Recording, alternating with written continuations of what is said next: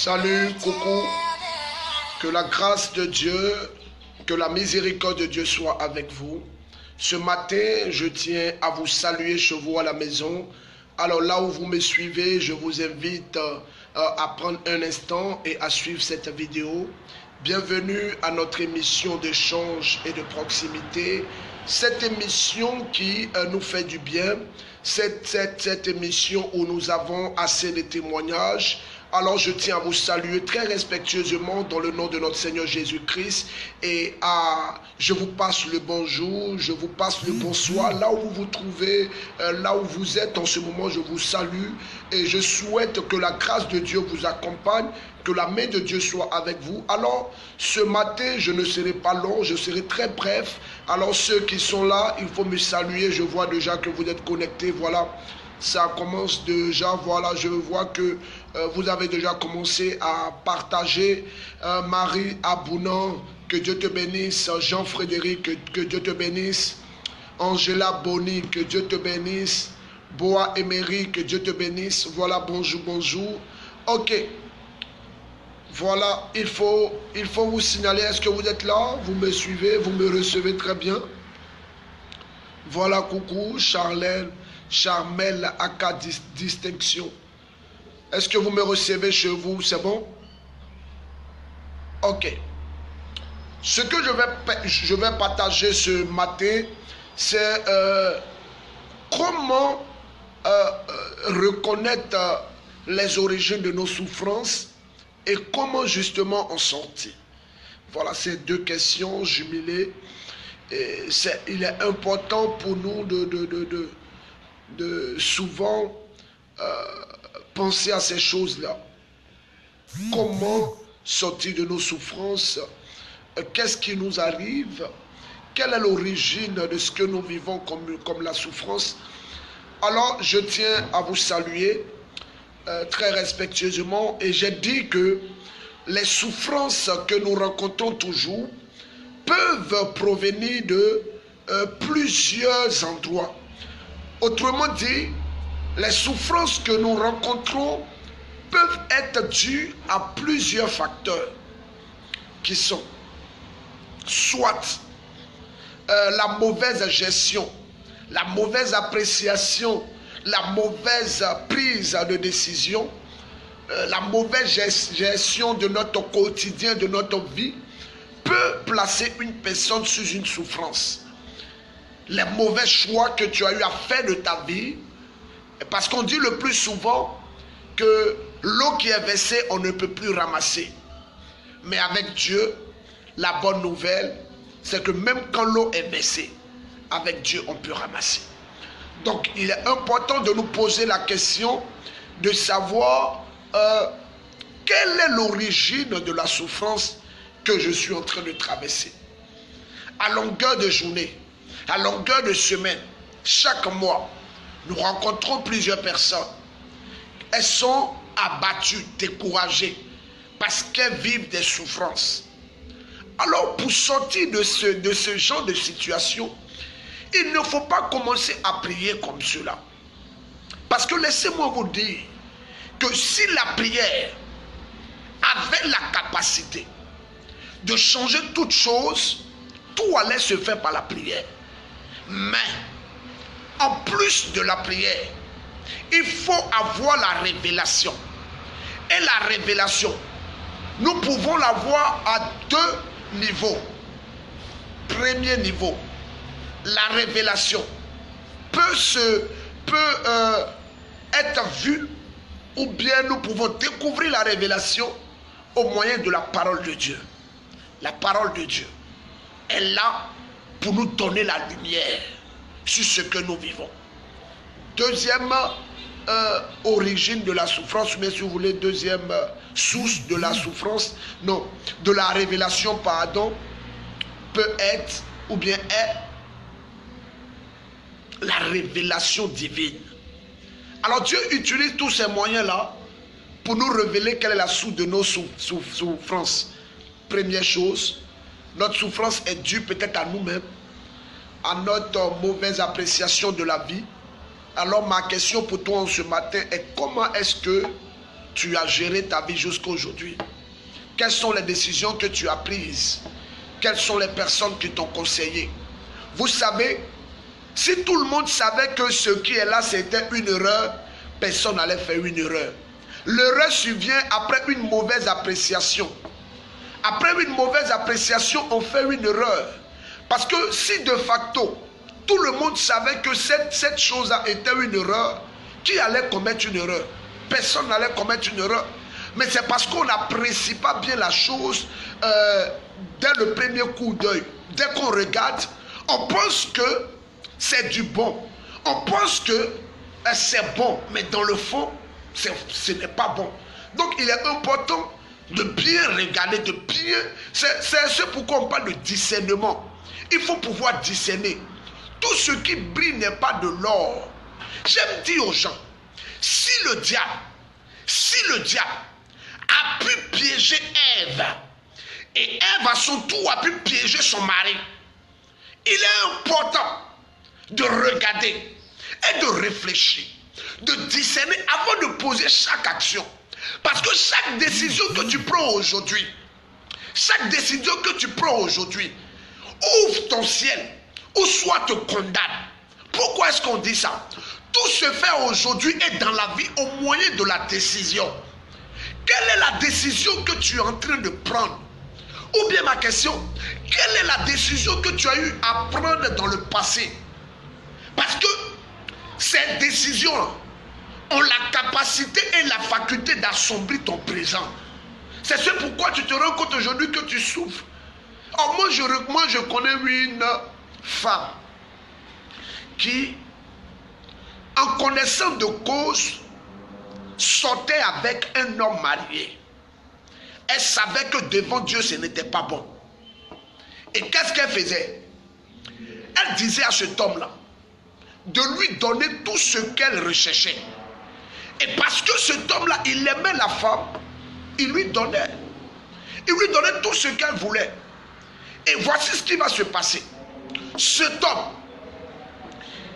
il laissait sa femme, il privait sa femme d'un certain nombre de choses pour satisfaire sa maîtresse. Et cette dernière, elle a rencontré le Christ. Elle a donné sa vie à Dieu. Mais après toutes les prières, elle se rend compte qu'elle n'a pas de mari. Elle prie, elle va au sanctuaire, elle fait toute forme de prière. Elle se rend compte que, on dirait même que, quand elle passe dans la rue, là, on dirait que c'est un garçon qui passe. Personne ne la regarde. Personne ne l'appelle. Même son numéro, même personne ne prend. Au point où elle pense que ce sont les sorciers qui sont en train de lui imposer cette vie de célibat là. Elle est venue une fois à une retraite et je lui ai posé la question de savoir comment tu as géré ta vie dans le passé. Parce que ce que tu vis aujourd'hui comme souffrance peut trouver son origine dans comment est-ce que tu as géré ta vie dans le passé. Donc ce que tu vas faire, ne commence pas à prier. Parce que si la prière répondait à tout, il y a longtemps tu étais exaucé. Ceux qui priaient allaient avoir tout. C'est parce que dans la prière, il faut que ta prière ait un certain nombre d'éléments qui vont rendre cette prière-là efficace. Et première chose, pour rendre une prière efficace, il faut que ta prière soit basée sur la vérité. Et quand on dit la vérité, Jésus a dit, vous connaîtrez la vérité et la vérité vous rendra libre. Jean chapitre 8 à partir du verset 31. La connaissance de la vérité apporte à coup sûr la délivrance et la liberté. Jésus a dit à ses disciples et ses interlocuteurs que vous êtes des esclaves parce qu'il vous manque la vérité. Donc ma question pour toi ce matin, comment tu as géré ta vie dans ton passé? Tu vas me dire que tu as donné ta vie à Dieu. Merci, gloire à Dieu. Oh, je ne dois plus souffrir. J'ai donné ma vie au Seigneur, pourquoi est-ce que je vais souffrir? Mais laisse-moi te rappeler, il y a un théologien qui s'appelle Raniero. Il dit que le baptême n'a pas un pouvoir magique. Le baptême a besoin de toi-même pour te sortir de ta situation. Dieu a besoin de toi pour te sortir de ta situation. Donc, je ne sais pas comment est-ce que tu as géré ta vie dans le passé, mais cela peut être une cause de souffrance actuelle.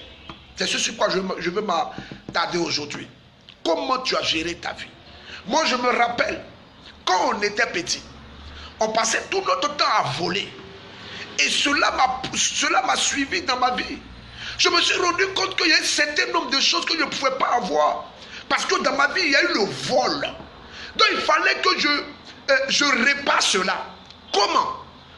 En marchant dans la vérité avec le Seigneur. La Bible dit dans Jean chapitre 4 que l'heure est arrivée où les vrais adorateurs m'adoreront en esprit et en vérité.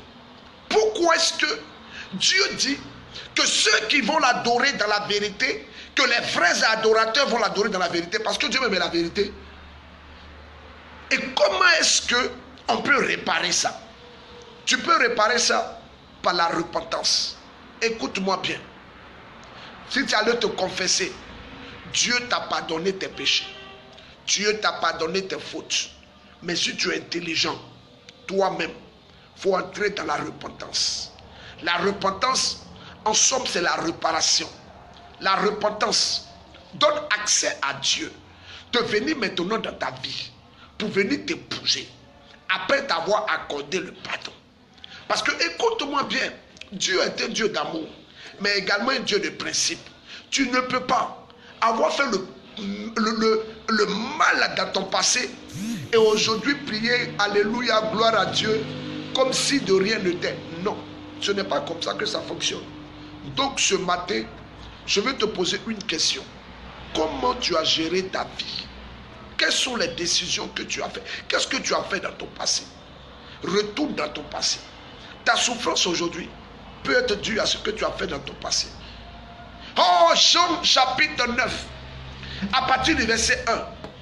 Un jour, Jésus a vu un aveugle de naissance. Et il est parti vers l'aveugle. Et ses disciples l'ont attrapé. On dit, Rabbi, si cet homme est aveugle, est-ce que c'est parce qu'il a péché? Ou bien c'est parce que ses parents ont péché?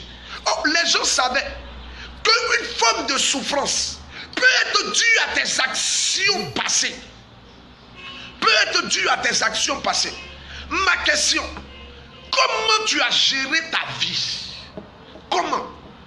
Cette question-là, je suis désolé. Moi, en ce qui me concerne, je ne peux pas répondre à ça. Tu es bien qualifié pour répondre à cette question. Parce que moi-même, j'ai commis beaucoup d'erreurs dans mon passé qui ont permis un certain nombre de souffrances dans ma vie. Et il a fallu que je me répande, que je demande pardon à Dieu. Écoute-moi, toi femme, toi homme, chaque fois où tu as commis l'avortement dans ta vie, un esprit de mort est entré dans ta vie. C'est pourquoi, quelque part, tu souffres. Parce que tu n'as pas encore réparé cela. Tu ne t'es pas encore repenti. Ton cœur n'a pas exprimé véritablement le regret. J'aime dire aux gens, si vous voyez un homme qui va à la confession avec un sourire aux lèvres, heureux comme jamais, il faut se poser la question. Est-ce qu'il regrette vraiment son péché? Est-ce qu'il est conscient de ce qu'il s'en va faire? Parce que la confession est très importante. Quand un enfant de Dieu va à la confession, normalement, sur son visage, on doit sentir la tristesse. On doit sentir la tristesse. Alors je m'arrête là et je vais prendre 5 questions. 5 questions. Voilà, parce que je vais à un mariage et je prie que Dieu t'accorde aussi cette grâce de mariage. Donc je prends 5 questions sur tout ce que je viens de dire avant que nous allons prier. Voilà, donc j'attends les questions. 5 questions. J'attends, je prends aujourd'hui 5 questions. Donc posez vos questions sur tout ce que j'ai dit.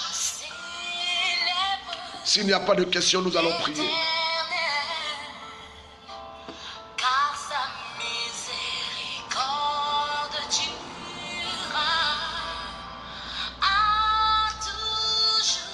Nous allons prier. On peut prier.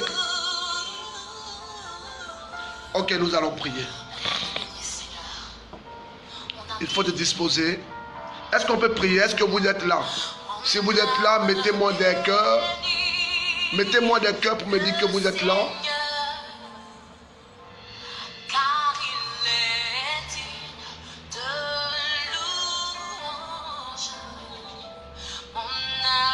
Que Dieu vous bénisse. Alors nous allons prier. Alors nous allons prier. Nous allons prier ce matin. J'ai dit que quand nous allons à la confession, nous allons pour rencontrer le Seigneur et jouir de sa miséricorde. Alors il faut avoir dans son cœur un sentiment de regret. Il ne faut pas aller à la confession comme si tu allais t'amuser. Parce que beaucoup de personnes ne connaissent pas le bien fondé de ce sacrement. Il y a une question. Valentina Moaye Kwame Berger, je voudrais savoir si les liens de nos familles ne sont pas la cause de nos souffrances. Oui, oui. Cela peut être un facteur parce que c'est un péché et Dieu punit la faute des pères sur les fils. Même la génétique a démontré ça. Quand ton papa est diabétique, on te dit, un médecin va te dire de faire attention à ta façon et ta manière de consommer le sucre. Tout ce qui est sucré, il va te demander de faire attention. Parce que, écoute-moi bien, ce que nos parents ont eu à faire dans le passé, leurs actes, ont la capacité de nous placer sous une servitude. C'est ce pourquoi on parle de lien de famille. Le lien de famille, c'est important. Ça, je vois ça tellement, mais j'ai vécu cela pendant des années. Il a fallu que je prie pour sortir de là. Souvent, quand on parle des liens de famille, on dit non que, mais avec le baptême, normalement, tous les liens sont brisés et tout. Oui, normalement, tous les liens sont brisés. Je suis parfaitement d'accord avec ce avis-là. Mais comment est-ce que tu as donné ta vie à Dieu pour arriver au baptême? Normalement, après le baptême, tous les liens devaient être coupés. Ça, il n'y a pas de doute. Mais les gens n'ont pas bien donné leur vie à Dieu. Il y a un théologien, Raniero Casalamenta, qui dit que le baptême n'a pas un pouvoir magique. Non. Le baptême s'appuie sur un certain nombre d'éléments. C'est pourquoi, avant de t'accorder le baptême, l'Église prend la peine de te poser des questions. Acceptes-tu Jésus devant les gens? Tu dis oui, tu l'acceptes. Pourtant, dans ton cœur, tu ne l'as pas encore accepté. Je vois beaucoup de personnes. Elles disent non, on accepte le Seigneur. Mais dans leur vie, tout ce qui est mauvais, on voit ça dans leur vie. Et puis, comment est-ce que tu veux que le baptême puisse briser tes liens? Non. Parce qu'on rencontre le Christ, Jean-Baptiste, a prêché le message de la repentance avant d'arriver au baptême. Le message de la conversion. Tant que tu n'es pas encore converti, la conversion c'est quoi? Quand on dit de donner notre vie à Dieu, qu'est-ce que c'est? C'est simplement naître de nouveau. Naître de nouveau, qu'est-ce que c'est? C'est simplement aussi arrêter ce qu'on faisait avant, qui était mauvais. Quand tu viens à Dieu, il faut que tu arrêtes ça. Et puis tu essaies de marcher selon ce que Dieu a dit. C'est ça, donner sa vie à Dieu. Tout simplement. Tout simplement.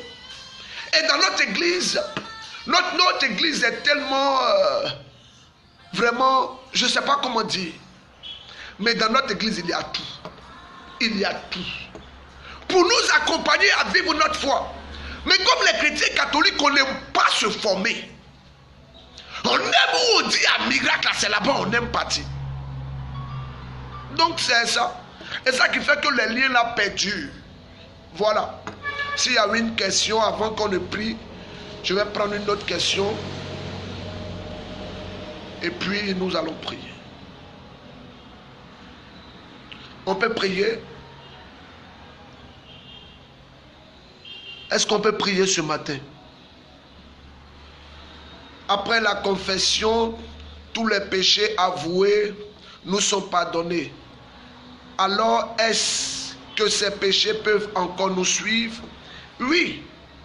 Oui. Parce que, écoute-moi, quand tu commets un péché, il y a ce qu'on appelle la faute. La faute est un péché.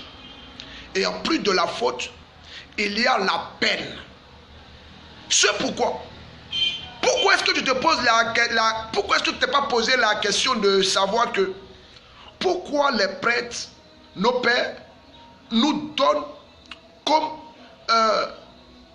une sentence. On dit comme pénitence, voici ce que tu vas faire. Comme pénitence, voici ce que tu vas faire. Et beaucoup de femmes et d'hommes ont été enfermés dans des prisons. Et ces prisons-là ont des bases légales. Toi-même, tu as donné ta vie à Dieu. Mais quand ça ne va pas, tu te réfères à cette divinité païenne-là. Je prends l'exemple d'une, non pas d'une femme, d'un homme qui a une grande société d'assurance. Une grande société d'assurance. Il prie le Seigneur, il est beaucoup engagé dans sa paroisse et tout. Et il vit beaucoup de difficultés dans sa société. Alors il est venu nous voir au siège et on a échangé un peu. Et voici ce qu'il me dit, il est beaucoup engagé dans son église. Il me dit que berger, tout ce qu'on voit là, c'est Dieu qui a créé ça. Hein? Que malgré que moi je sois à l'église et tout ça, je ne peux pas abandonner la tradition. Chaque année, je vais à Boisseau pour aller donner un bélier à Tanoé. Et tel homme, comment est-ce que tu veux que les liens soient brisés dans sa vie? Les liens ne pourront pas. Les liens ne pourront pas être brisés dans ta vie. Malgré que tu as donné ta vie à Dieu, tu as reçu le baptême, tu vas à la confession. Mais dans ton cœur, il n'y a pas un souci réel de changement. Il n'y a pas un souci réel de changement. Tu es dans des liens encore. Tu es dans des liens. David, quand il a péché, quand il a tué la femme du serviteur, Uri, le Hittite, il a tué la femme, il a tué Uri pour épouser sa femme. Il a commis l'adultère et le meurtre. L'un des péchés que Dieu déteste. Tous les péchés Dieu déteste. Mais le péché Dieu il déteste amèrement le péché. Et il a rattaché des sanctions au péché de meurtre. Certains péchés qui ont une certaine gravité aux yeux de Dieu. Le meurtre. Dieu dit, il envoie le prophète pour aller lui dire qu'il y a un homme qui a une seule vache, une seule bête. Il y a un autre qui a beaucoup de bêtes. Celui qui a beaucoup de bêtes là vient tuer l'autre bête. Qu'est-ce qu'il faut faire? Le roi même dit, cet homme mourra. Dieu lui dit, cet homme, c'est toi. Pourquoi est-ce que David s'est trouvé comme surpris et étonné? Laissez-moi vous dire, en ce moment, David était dirigé par les liens. Il était orienté par les liens. Il était perdu. Et il agissait comme un homme qui était perdu. C'est pourquoi quand le prophète est venu lui dire, il a vu que c'était un acte abominable. Oh, il ne savait pas que c'était de lui-même qu'on parlait. David, qu'est-ce qu'il a fait? Il a demandé pardon. Dieu a pardonné à David. Mais Dieu n'a pas enlevé la sentence. C'est pourquoi, je vous dis la vérité, beaucoup de pays que je ne vais pas citer en Occident ont laissé le Seigneur. Et quand ces pays ont laissé le Seigneur, aujourd'hui ces pays-là souffrent. Je prends nous-mêmes notre continent, l'Afrique, qui est le seul continent qui a vendu ses frères. Et nous voyons en Afrique, il y a tellement de liens qui fait de telles enseignes que les gens n'arrivent pas à émerger. Ils n'arrivent pas à sortir. Je m'attarde sur l'Afrique noire. Tellement de liens de famille. Papa, comment savoir ce qui est passé dans nos vies, qui nous suit, et après la confession, c'est ce que je suis en train d'expliquer. Donc il est important de nous poser la question, de nous arrêter et de fouiller dans notre vie. De fouiller dans notre vie. Quand tu te rends compte que tu as commis un péché d'une certaine gravité, va te confesser. Vous savez, normalement, quand tu vas à la confession, il y a un travail qui se fait. L'église demande un travail. Il faut que tu fasses un travail. Il faut que tu te prépares consciemment à partir à la confession. Il ne sert à rien d'aller chaque fois mentir devant là-bas. Il y a des gens même, ils trient les prêtres là. Ils trient les prêtres là. Quand il va, s'il voit que c'est le père curé qui est là, il fait comme ça et puis paf, il est parti. Parce qu'il ne fait aucun effort de changement. Donc nous allons prier. On peut prier maintenant. Voilà, que Dieu vous bénisse.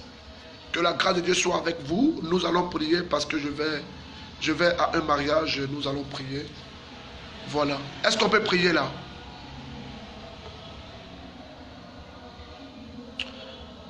Valentina Moye Kwame, il faut venir dans mon inbox. Voilà, nous qui avons eu des parents qui adorent l'eau, quelles conséquences ça peut avoir dans la vie. Voilà, vous voyez, je te donne déjà des éléments. Où il y a eu adoration des eaux. Où il y a eu adoration des eaux. La première chose que vous allez voir qu'il sera difficile pour les femmes de se marier.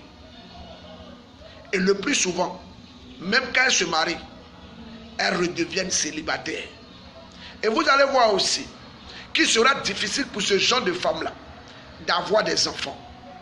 Même quand elles ont des enfants, c'est un ou deux ou un. Si c'est trop, un. Et vous allez constater aussi que là où il y a eu adoration des eaux, les hommes auront toujours des problèmes d'emploi et de finances. Tant que vous ne retournez pas adorer la divinité. Parce que quand on adore une divinité, on s'offre à cette divinité.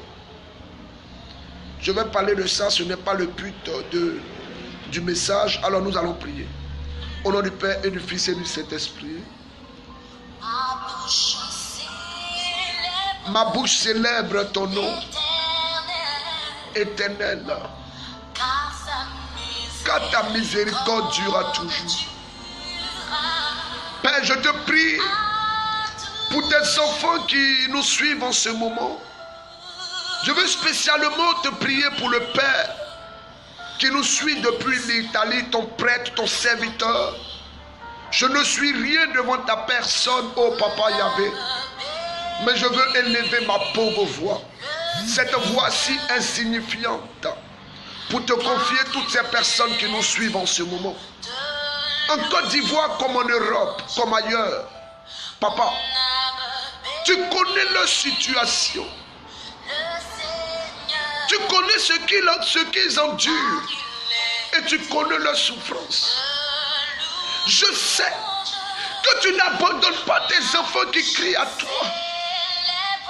Comme tu t'es souvenu du peuple d'Israël en captivité en Égypte. Ils ont élevé la voix vers toi. Ils ont crié. Et la Bible pouvait dire, leur cri est monté depuis leur lieu d'habitation jusqu'aux cieux. Ta miséricorde durera toujours. Alors je veux que tu dises avec moi que la miséricorde de Dieu est au-dessus de toutes choses. Quand je contemple, quand je regarde les cieux, l'ouvrage de tes mains, oh magnifique Amatoso Kadashi. Quand je contemple, Seigneur, quand je regarde les eaux, quand je regarde l'ouvrage de tes mains, Papa, je ne peux me taire. Et je veux magnifier ton nom à m'attacher. Seigneur, merci de visiter ces personnes qui nous suivent en ce moment. Je veux demander à une personne de ne pas être découragée. Ne baisse pas les bras. Ne sois pas attristé. Non, ne laisse pas l'assoupissement prendre ton cœur. Avant, tu priais beaucoup. Maintenant, tu as baissé dans la prière. Ce jour, relève-toi. Non, lève-toi. Ne te laisse pas faire. Oh, parce que le Dieu qui est en toi est plus fort que tout ce qui est dans le monde. Oh, Makatashekede. Oh, magnifique es-tu, le roi des rois, le lion de la tribu de Juda. Merci Seigneur. Je veux maintenant demander à l'action de Dieu de te localiser là où tu te trouves. Que l'action de Dieu te touche. Que la puissance de Dieu te visite. Soit manifeste dans ta vie. Je prie que toute forme de souffrance dans ta vie reçoive la lumière de Dieu. Au nom de Jésus-Christ de Nazareth. Merci Seigneur. Merci Papa. Merci pour ta grâce. Merci. Que Dieu vous bénisse. Que la grâce de Dieu soit avec vous. Au nom du Père et du Fils et du Saint-Esprit. Voilà, que Dieu vous bénisse. Que la grâce de Dieu soit avec vous. C'était un plaisir. J'ai passé un merveilleux moment avec vous. En adorant le Seigneur. Voilà. Si ce moment vous a fait du bien, je vais vous inviter à laisser des messages, à laisser des mots, des commentaires. Si ce petit temps de prière vous a fait du bien. Voilà, je vois déjà des cœurs. Vous me laissez beaucoup de cœurs. Merci beaucoup pour ces cœurs que vous me laissez là. Voilà. Merci beaucoup. Que Dieu vous bénisse. Voilà, je veux dire à quelqu'un qui est découragé, non, ne te décourage pas. Il ne faut pas te décourager, non. Il ne faut pas te décourager. Muriel Sagou, c'est à toi que je m'adresse. Il ne faut pas te décourager. Tu sais, dans la vie, il peut arriver des moments où tu penses que Dieu t'a abandonné. Parce que même Jésus, à la croix, il a dit, Eli, Eli, lama sabachthani. Mon Dieu, pourquoi m'as-tu abandonné? Donc il est important que tu ne baisses pas les bras. J'aime dire aux gens, ce n'est pas parce que tu ne vois pas aujourd'hui que cela veut dire que Dieu t'a abandonné. Le réel, ce n'est pas ce que tu vois. Le réel, c'est ce que Dieu a dit. Ce que Dieu a dit, prends le temps que ça prendra. Mais parce que Dieu a dit, ça viendra dans ta vie au nom de Jésus-Christ de Nazareth. Bonne journée, je vous aime. Que la grâce de Dieu soit avec vous. Que la miséricorde de Dieu soit avec vous. On se retrouve le dimanche. Je vous aime. Pour la suite de ce message, on se retrouve le dimanche. Alors, je vais vous inviter à faire une expérience aujourd'hui. Il faut me laisser en commentaire ce que tu as ressenti, ce que tu souhaites, tes ressentis. Comment est-ce que Dieu t'a visité? Il faut laisser ça en message. Comment est-ce que le berger prêche? Tes appréciations, il faut laisser ça en message. Est-ce que je peux compter sur vous? Et il faut partager au maximum cette vidéo. Est-ce que je peux compter sur vous pour laisser les commentaires, pour partager? Que Dieu vous bénisse, que la grâce de Dieu soit avec vous. Je vous aime. On se retrouve le dimanche à partir de 14h. Voilà. 14h. Je vous aime. Au revoir. Que Dieu vous bénisse.